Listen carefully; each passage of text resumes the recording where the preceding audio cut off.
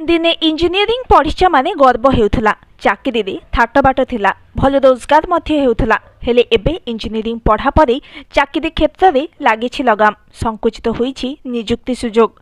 राज्य रे गत 10 वर्ष मध्य इंजीनियरिंग डिग्री रे पास करिसेंती 34,471 पिला, सेथिरु चाकरी पाइछंती मात्र 15,289। बळका 19,182 छात्र छात्री बेकार। डिप्लोमा स्थिति आहुरी सांघातिक।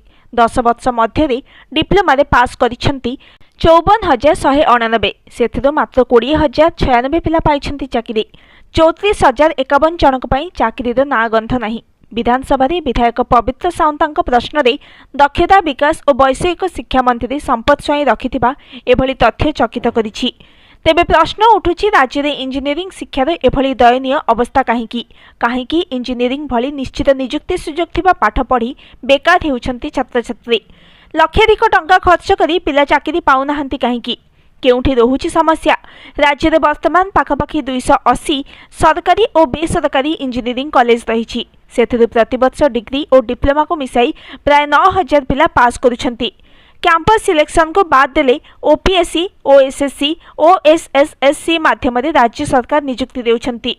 तेबे विभिन्न विभाग रे पोस्ट फांका पड़िथिबा सत्वे दीर्घ दिन धरी चाकरी बाहरुनी। जेतिकी भी विज्ञप्ति प्रकाश पाउछि ताहा पर्याप्त हेउनी। किछि क्षेत्र में चाकरी पाई लिखित परीक्षा हेबार दीर्घ दिन धरी फल प्रकाश पाउनी एवं रिजल्ट परे पोस्टिंग रे मध्य विलंब हेउछि। तेणु बेकारी बढ़ुवा अभियोग करिसेंती छात्र छात्री। प्रति वर्ष हजार हजार पिला इंजीनियरिंग पास करुवा बेले चाकरी न पाई हताश। सेपटे सरकार अवसर पर पुनः नियुक्ति देउथिबारु छात्र छात्री मध्य असंतोष बढ़ुछि। Bureau report, news today.